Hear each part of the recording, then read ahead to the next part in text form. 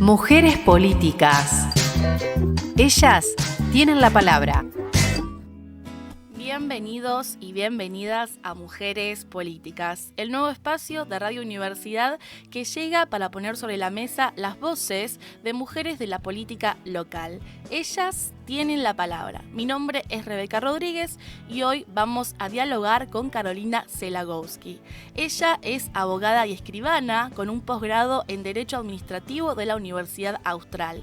Desarrolló su actividad en el año 99 junto a Helios Echeverri y también como secretaria de Asuntos Legales y Administración General de la Municipalidad de Olavarría en el periodo de José Echeverri. Fue presidenta del Honorable Consejo Deliberante de nuestra ciudad en el periodo de 2011-2013 y en octubre de ese mismo año es electa senadora provincial, ocupando el segundo lugar en la lista del Frente Renovador liderado por Sergio Massa. Actualmente es directora general de Coordinación Instructiva en la Secretaría Permanente de Enjuiciamiento de Funcionarios y Magistrados de la provincia de Buenos Aires y además es mamá de 2 hijos. Te doy la bienvenida, Carolina. ¿Cómo estás? Gracias, Rebeca. Feliz de estar acá y de tener la palabra, como decís vos. Me encantó. Encantó. Muchísimas gracias por aceptar esta invitación y esta propuesta y además por venirte hasta Olavarría y por aceptar esta entrevista del día de hoy, que vamos a estar hablando acerca del papel que juegan las mujeres en la formulación de políticas públicas y también en la toma de decisiones en puestos de poder. Como es habitual siempre voy a comenzar con una pregunta un poco amplia, que es ¿qué significa la política para vos? Bueno, yo entré a trabajar en política de una forma inesperada. Yo venía de una familia de un papá juez, muy tradicional, soy la 6ª hija y ahí digamos que no estaba muy bien visto trabajar en política en esa época. Después que obviamente hoy tengo 57 años, yo pasé casi toda mi primaria, el comienzo de la secundaria en el proceso y todo eso hizo que hubiese una mirada muy dura respecto a la actividad política. Y la verdad que cuando vine a Olavarría vine con un cargo técnico, yo era directora de Asuntos Legales y mirar la política a través de los ojos de Helios en ese momento, que era el intendente, a mí me encantó, me enamoré de la política y entendí que la política está en tu vida aunque vos no quieras, digamos, que te maneja todo, que desde donde tomás el micro hasta cuánto pagás un alquiler, tiene que ver con las decisiones de la política. Entonces tuve que como que desconstruir esas ideas que yo tenía de chiquita y empecé a trabajar como un apoyo técnico siempre, ¿no? Yo hacía todo lo que era legalizar las decisiones políticas y darles la forma que tenía que tener en el ordenamiento jurídico que teníamos. Pero a partir de ahí empecé un camino que me encantó y que me llevó hasta este regalo de ser senadora en su momento, que fue lo máximo que alcancé en la carrera política. Bien, perfecto. En todo este trayecto, esta historia, ¿sentiste en algún momento por ahí que se te cerraban las puertas a lugares o a ciertas reuniones o demás solo por el hecho de ser mujer? ¿O alguna dificultad que hayas atravesado mientras estabas en ese proceso?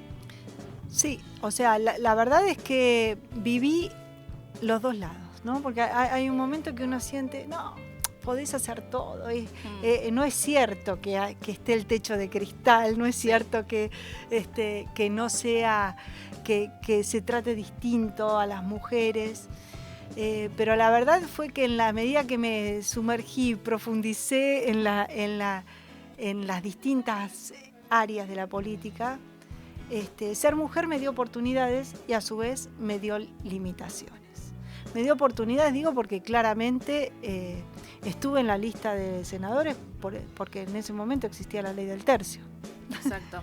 Si no, no sé si hubiera estado, no lo sé, digamos, ¿no? Y después me di cuenta que había muchísimas cosas a las cuales en las cuales no podía participar o no podía acceder, o sobre todo la información. La información es poder y acá lo saben mejor que nadie. Y en la política la información es mucho poder. Y muchas veces se manejaba en lugares y bajo códigos masculinos, donde uno no entra fácilmente. Pero no por culpa de los hombres, creo que tiene que ver también con las propias mujeres, que esa es una reflexión que tengo yo desde hace mucho tiempo, que tiene que ver cómo a las mujeres nos cuesta compartir los lugares de poder. Yo cuando fui presidente del Consejo Deliberante, me ofrecieron, en las alianzas, sí. No sé si esta es correcta la palabra, pero tuve oportunidad de elegir quién iba a ser secretario legislativo. Y había 2 varones y una mujer, y que fue finalmente Maricel Cídez quien trabajó conmigo. Y yo lo elegí en Maricel pensando en esto, porque en el 2011 empezó a crecer esto del empoderamiento de las mujeres y empezó todo con el Máximo ni hablar. Yo en ese momento hice hice dentro del espacio una organización que se llamaba Mujeres en Masa, y íbamos y dábamos distintas charlas y todo para la participación de las mujeres. Pero igual, digamos, pasado todo este tiempo, más de 10 años, casi una docena de años, hoy te digo que sigo viendo que las mujeres que llegan al poder llegan solas, no quieren otro lado sentadas.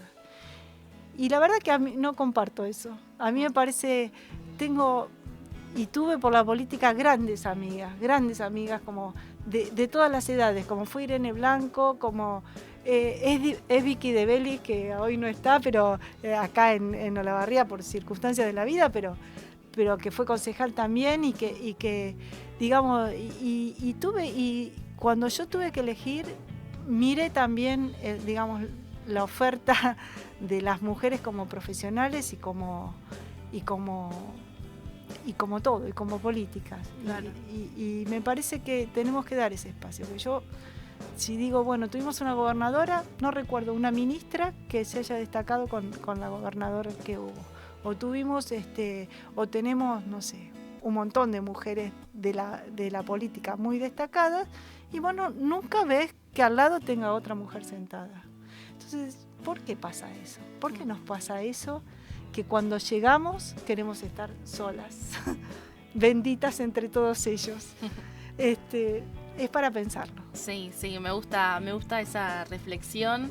Y también, actualmente notas mayor participación de las mujeres. Sabemos que existe la ley de paridad de género y demás, que hablamos hace unos minutos, que de alguna forma es un acceso que obligatoriamente tienen que poner a una mujer para poder cumplir, ¿no?, con esta ley. Y en este sentido te consulto si por ahí notás que se ven más a las mujeres. Es verdad esto de que vos decís que por ahí se ven a las mujeres solas, nunca se ve acompañada de otra y demás. Incluso las fórmulas en las últimas elecciones fueron todos hombres y luego las mujeres. También eso es como algo que se destaca más allá de esta ley que se cumple.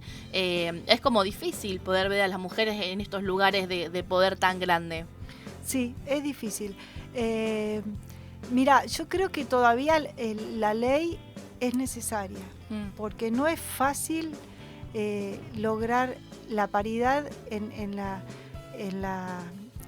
esto, tener las mismas herramientas para poder presentarte. Digamos, hablas con los hombres y te dicen, no, pero que lleguen, nosotros llegamos solos.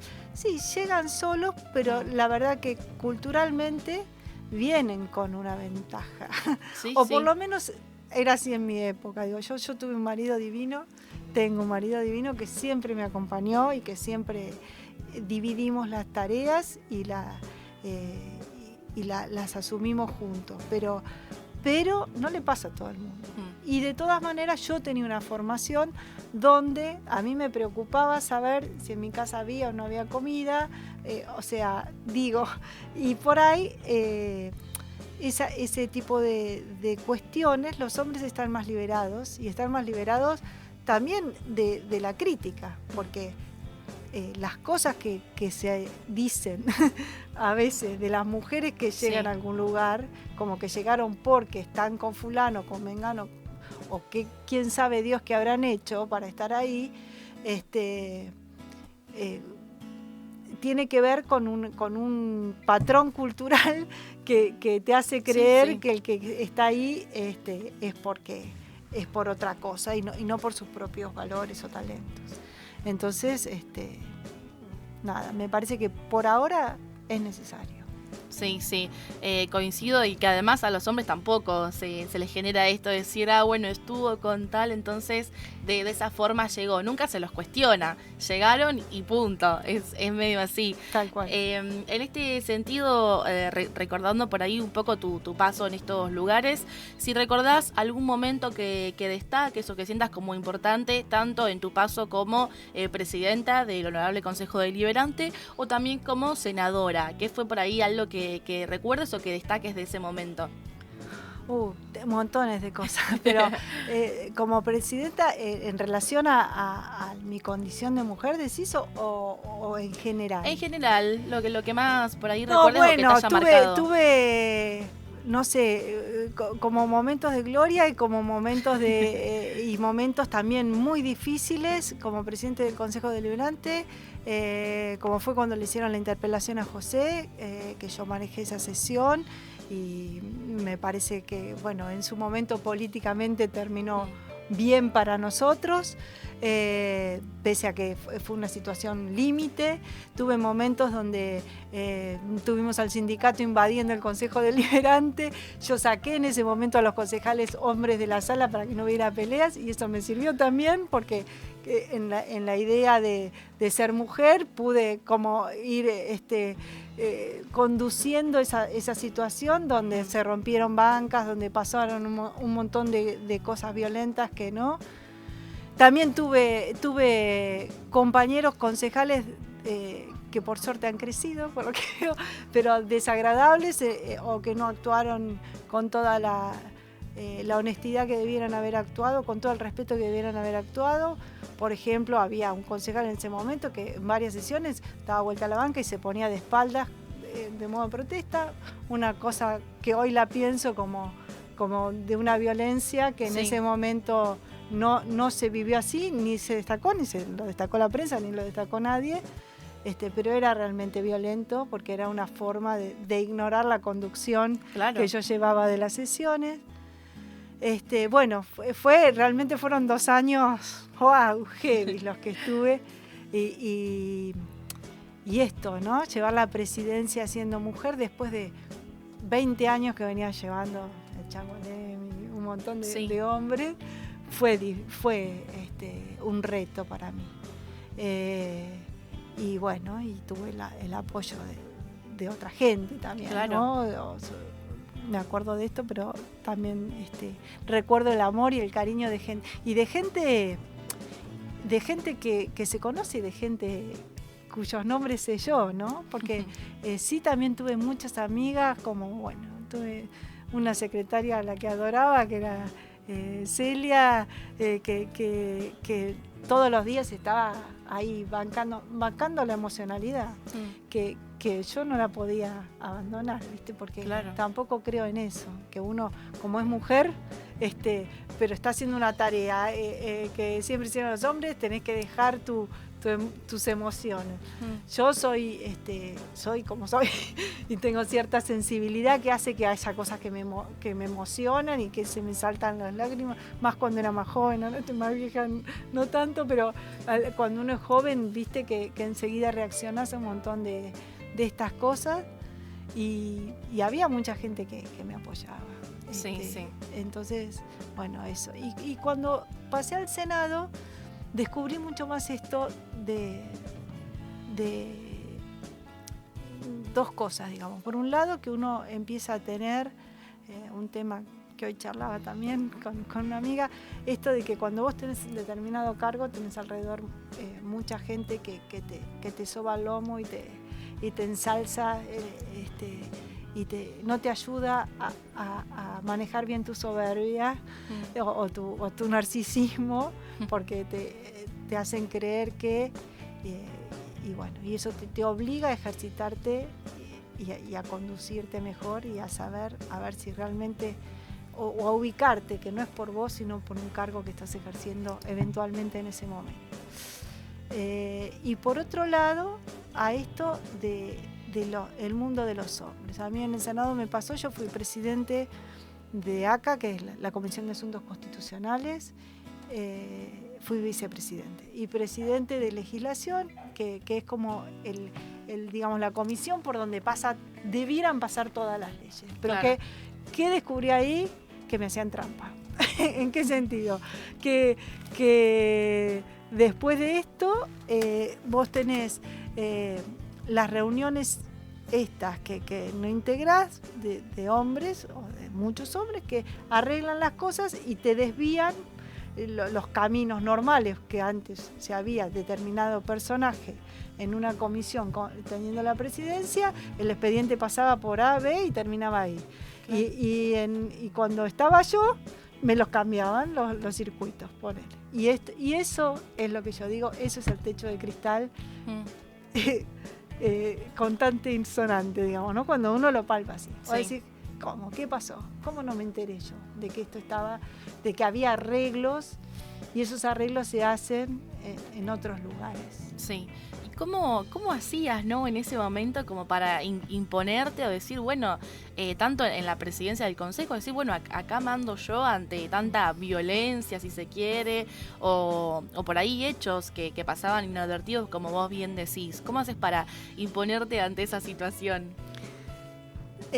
Bueno, no sé cómo lo hice en realidad.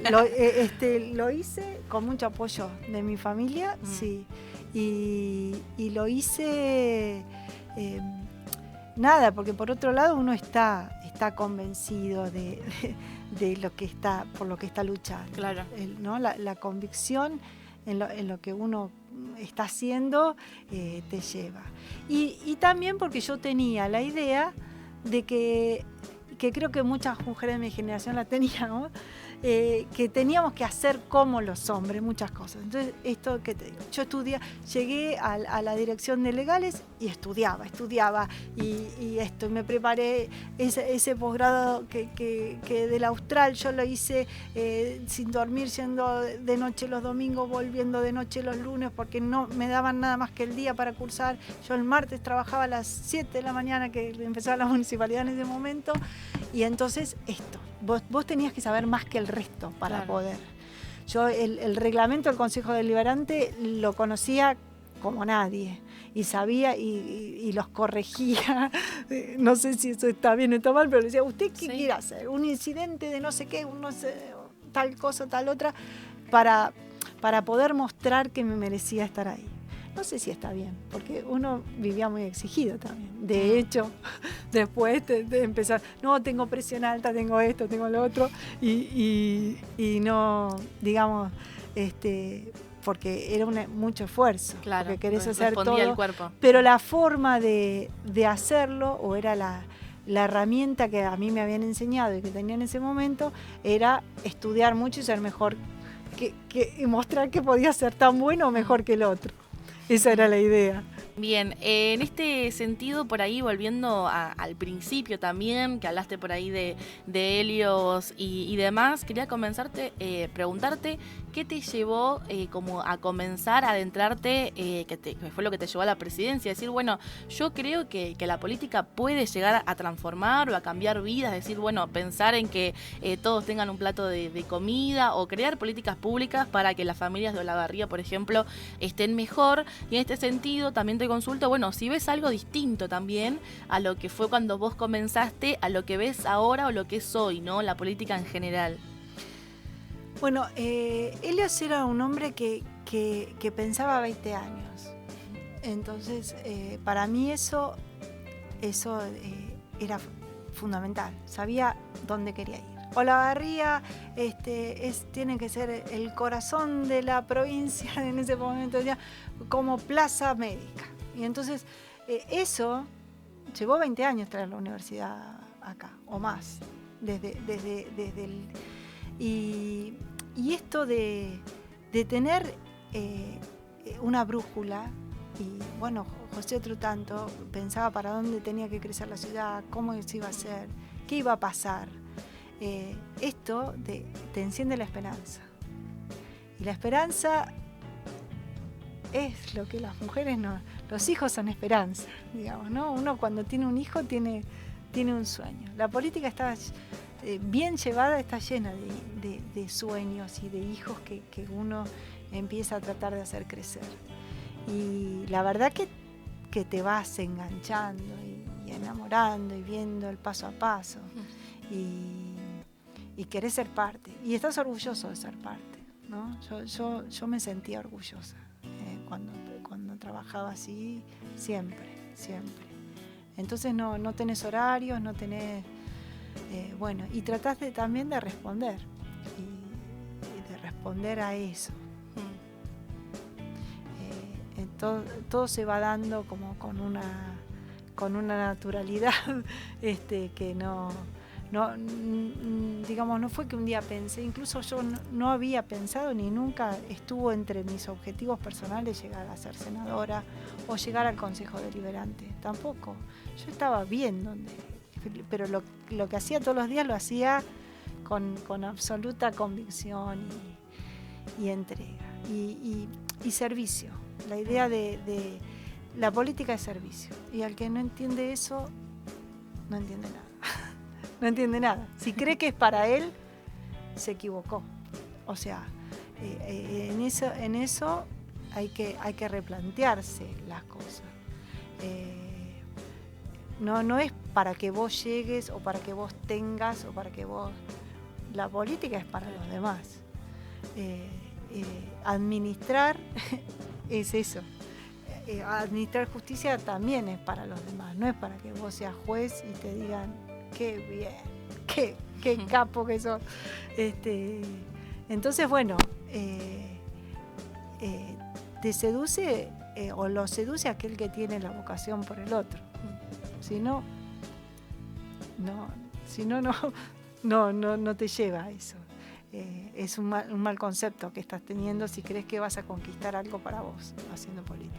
Sí, y por ahí en relación a lo actual, a cómo ves vos por ahí conformado el gobierno nacional o la provincia o el municipio, ¿ves que han cambiado algunas lógicas o sigue siendo esa política que tenés desde el comienzo? No, me parece que cambió un montón, que estamos en crisis en algunas cosas y en otras hemos crecido bien. Y en otras, el otro día escuchaba a un politólogo lavarriense que decía el tema de que todo esto que se está dando en el mundo nuevo es por la diferente comunicación que tienen los jóvenes, sumado a los espacios que no tienen los hombres, que se les ha sacado el rol que tenían tradicionalmente, han entrado los nuevos sectores y que falta definir ahora el rol de los varones. Puede ser, sí, y está bien, hagámoslo. Que cambie, pero sí. No, está bien, claro, puede ser cierto que en esta crisis de que las mujeres entramos, ¿dónde están los varones? Volvamos a poner en algún lugar para que volvamos a vivir dentro de un Estado de derecho, que yo creo que es la solución. Obviamente eso a mí me atraviesa, el sesgo de mi formación hace que yo crea que el sistema republicano o el ordenamiento jurídico, o digamos, el Estado de Derecho es la mejor manera de canalizar todos los conflictos sociales. Ahora, los líderes tienen tienen que empezar a buscar la forma de llegar a la gente. Yo noto que todavía este cambio que generó la comunicación es diferente, es otra, soy un influencer o alguien que sabe qué decir o cómo decirlo, cuándo decirlo o decirlo en poquitas palabras, en 133 caracteres, ¿sí? Es el que lleva la posta.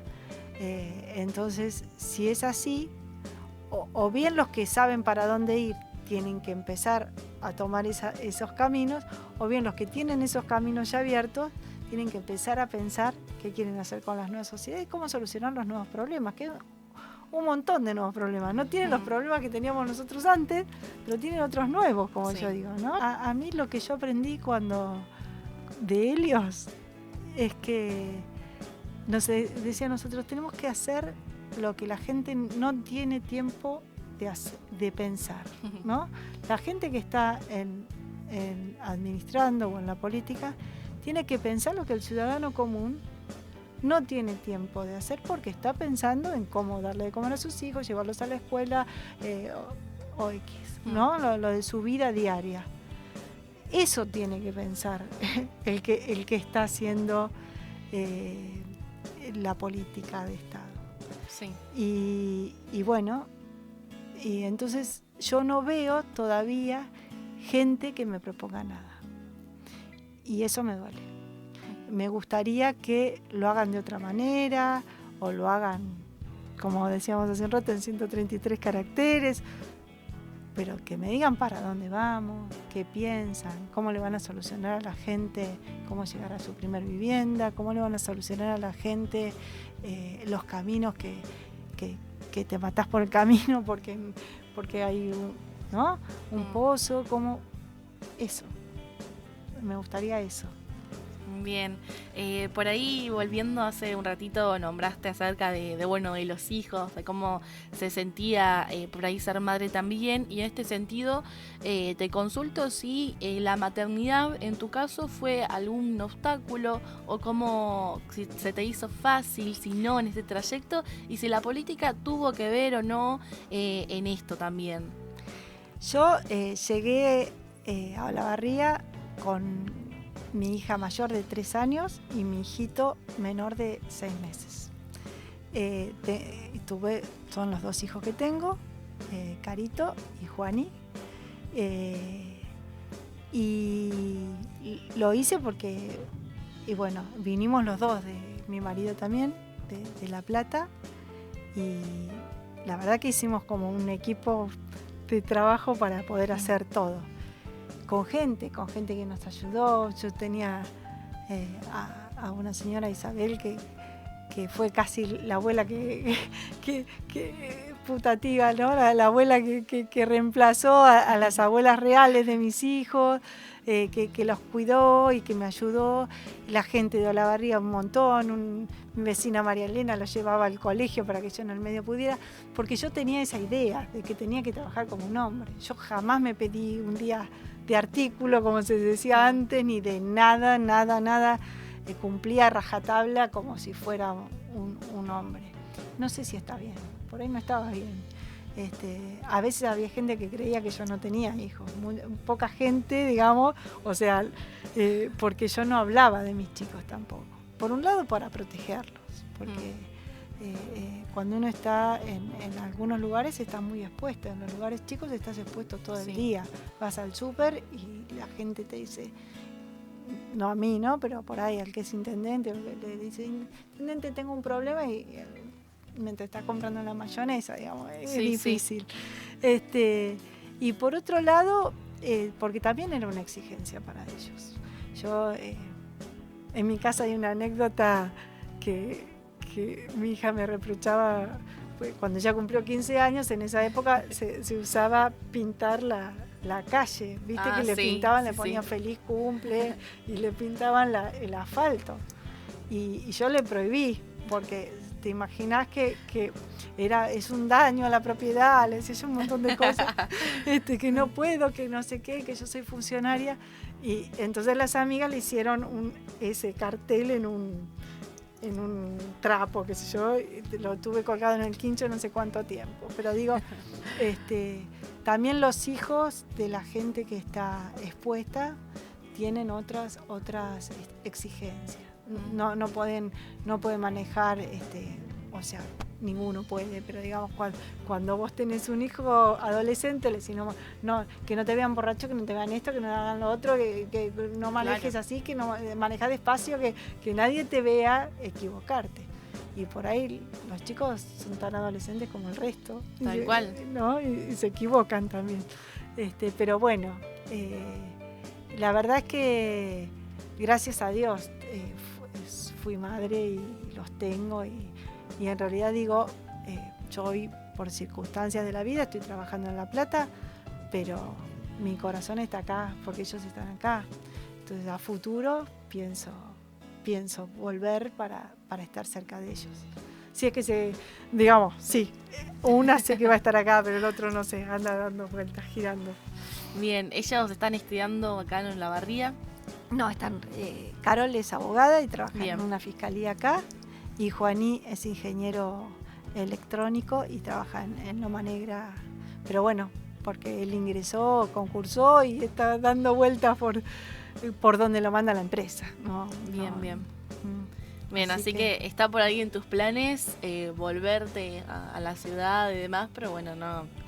Cuando se alineen los planetas, porque también tenemos, mi mamá ya falleció, pero bueno, tenemos la mamá de mi esposo allá, y otras cosas que todavía tenemos que organizar y yo básicamente jubilarme, porque yo siempre trabajé para vivir, trabajamos los dos para vivir y nada, hasta que no termine de cumplimentar todos los requisitos para jubilarme y poder disponer del tiempo, todavía no puedo volver. Bien, y cuánta vida igual que entregaste a toda la comunidad y demás en tus labores, también es muy importante todo tu trayecto y tu paso por bueno, estos lugares que a veces es difícil llegar, incluso hoy en día, que por ahí pensamos que bueno, que está la ley o que parece más fácil, pero sin embargo muchas veces es complicado poder llegar a ese lugar, como hablamos al comienzo. Me queda un puntito por ahí ya para ir terminando, sí. Te hago unas últimas preguntitas, que bueno, hablando acerca de la universidad pública, ¿no? Sí. Sé que sos recibida de la universidad pública, sí. Y bueno, ¿cómo te atraviesa también ese eje? No sé si tus hijos han estudiado en la universidad pública, sí. ¿Qué es lo que te pasa también con eso?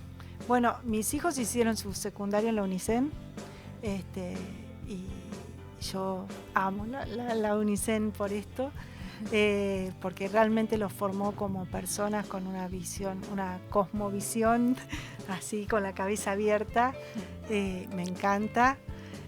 Yo también soy egresada de la UNLP en La Plata, y fui profesora también en la UNICEN en un momento. Yo estuve profesora adjunta de la cátedra de Derecho Administrativo, pero bueno, después cuando me fui a vivir a La Plata no podía venir a dar clases, me quedaba muy lejos, era muy difícil, ya era demasiado esfuerzo, pero la verdad es que creo que la universidad pública es digamos, es la encarnación de la esperanza en un país, ¿no? Yo creo que no hay otra idea superadora a esto. Es lo que tiene que haber es gente que responda al nivel de excelencia. Digamos, no puede haber, alguien dice ahora, la suerte es oportunidad más preparación. Y creo que sin preparación no haces nada. No podés, es como querer entender chino sin tener un diccionario, digo, ¿no? La universidad tiene que ser posible y fácil poder acceder. Sí, y ya bueno, una última pregunta para ir cerrando. En este contexto actual, o cómo te encontrás vos en este momento de tu vida, ¿sentís que ahora estás más alejada de la política, o sentís que ya no te interesa como en esos comienzos o demás, o qué te pasa actualmente con eso? No, a veces son las circunstancias. Yo creo que he tenido, digamos, esto, como comencé con un perfil muy técnico y siempre conservé eso. Hoy conservo ese sesgo de trabajar desde lo técnico. Pero en el trabajo que hoy tengo, hay mucha política y política institucional, que no es política partidaria, es otro tipo de política, claro, que también aprendí y que es bellísima también. Pero la verdad que tiene que ver con las circunstancias. Ojalá, mira, cuando vos recién me dijiste cuánta vida, te reagradezco, fue un regalo que no me imaginaba y lo aprecio mucho, porque uno a veces cree que no, que pasó y no pasó nada cuando pasó por un lugar. Pero es eso, yo lo viví con compromiso y me sentí feliz y lo viví con todo el amor que uno tiene adentro, el trabajo que hace. Entonces, la verdad es que siempre, ojalá sirviera para otra vez, ¿no? Porque es una característica que tiene ahora la vida, que es como muy, muy rápida. Y digo, ay, qué rápido me pasó todo. Encima, bueno, yo tuve ese enorme accidente que me acortó un poco mi estadía en el Senado, porque tuve que recuperarme, estuve un mes en coma, de hecho, y todo eso, hasta que me recuperé y todo, perdí un poco de tiempo de disfrutar o de estar ahí pudiendo hacer cosas, pero la verdad es que nada, que si las circunstancias se dan, me encantaría volver a la política, volver activamente, pero como te digo, aprendí estos años que siempre está en mi vida la política. Ay, qué lindo. Bueno, gracias. Bueno, bien, acá una última pregunta que te hago, que surge por ahí de este volver, sí. Por ejemplo, ¿qué rol te gustaría, por ejemplo, ocupar, si te gustaría volver o demás? Por ahí, no sé, intendente, pensar es mucho. Y pienso que es mucho para... A mí me gustaría una intendenta mujer acá en la ciudad. ¿Te gustaría? Sí, a mí también. Y creo que hay gente que está muy capacitada y que tendría que tener la oportunidad. Le da otra mirada. Sí. Y está bueno. Yo, ¿sabes? Lo último que te digo, igual, todo lo que remé por el tema de la mujer y todo, pero lo que yo creo es que no hay mejor equipo que un equipo integrado con todo. De jóvenes, viejos, sí. Hombres, mujeres, trans, lo que vos quieras, digamos, ¿no? Sí. La mirada diferente que tienen todos suma un montón.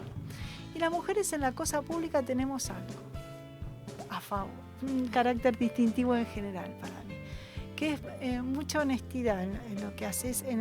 No te estoy hablando de temas de corrupción y eso, ¿no? Sí. Sino honestidad en el pensamiento. En general vos ves que las mujeres se mantienen fieles, esto que hoy hablábamos, de que por ahí suben de la mano de alguien, se mantienen fieles en general a la persona que la llevó, a la idea, ¿no? A la cosa o buscan la manera de mantenerse íntegras. Y creo que eso suma. Bien, perfecto. Con esto, de esta manera cerramos este episodio de hoy. Te agradezco muchísimo, Caro, por conocerte, por contarnos un poquito más de tu vida y por formar parte de este ciclo de entrevistas. Yo, gracias a vos, Rebeca, gracias a vos por esperarme y tenerme la paciencia de llegar acá y sobre todo por pensar en mí. Bien. Mil gracias.